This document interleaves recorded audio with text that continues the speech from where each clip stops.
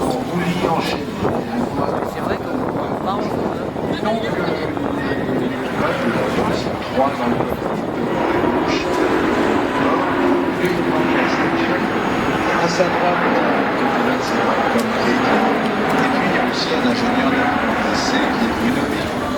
Donc tous les trois dans cet avion nous présentent l'avion relativement léger, on utilise des poussées relativement réduites, mais ce sont des avions qui sont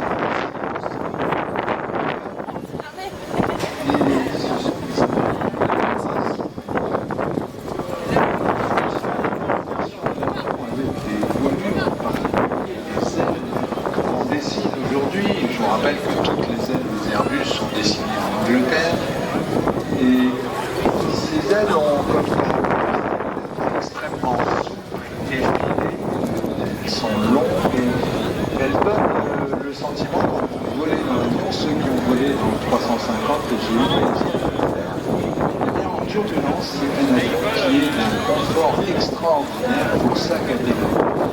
L'avion absorbe littéralement parce qu'il est très souple, parce que la voilure est très souple, il absorbe littéralement les turbulences. C'est un avion qui génère quand on est à l'intérieur, quand on est passager, mais aussi quand on est pilote. C'est un avion calme. C'est un avion serein. Le serein d'animal. I was speaking to you about the fact that we're slowly gaining the name of Hushliner. That is outside of the aircraft, but inside the aircraft, it's even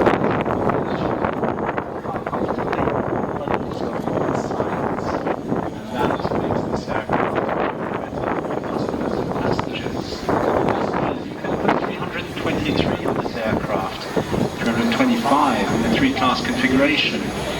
Maximum capacity is 440, and as I was saying now, this is quite particular on the wings. Look at these wings, they are fantastic. Beautiful. You can see them now. Literally bending, very supple wings. These wings are the most efficient, quieter, due to their advanced design. And the aircraft can cruise at this 85 to 900 kilometers an hour. Cet avion vous donne l'impression à l'intérieur de cette présentation en vol où finalement sa vitesse minimale pendant la présentation est de l'ordre de un peu moins de 200 km/h, sa vitesse maximale est de l'ordre de 500 km/h dans la présentation, mais en utilisation normale c'est un avion qui peut croiser jusqu'à Mach 0,85, c'est-à-dire à peu près 900 km/h, on va dire, selon les conditions du jour et de température. Mais c'est un avion qui, en fait, encore une fois, employer le mot de révolution est peut-être un peu fort, mais c'est très certainement une évolution extraordinaire dans les avions libres.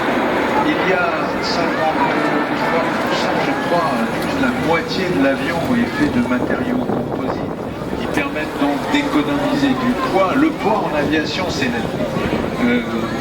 tous les concepteurs d'avions depuis les débuts de l'aviation ont essayé de virer les kilos, tout en restant solide. Et le résultat, c'est qu'aujourd'hui, avec les matériaux modernes, on arrive à des machines qui sont quasiment de science-fiction quand on les compare à ce qu'étaient les avions de ligne il y a seulement 20 ans. On a des avions aujourd'hui qui sont légers, solides, plus solides qu'avant, souples, donc plus confortables qu'avant au niveau du ressenti du vol. Beaucoup de gens, rappelez-vous que l'an dernier, le 3 milliards de billets d'avion ont été utilisés de par le monde.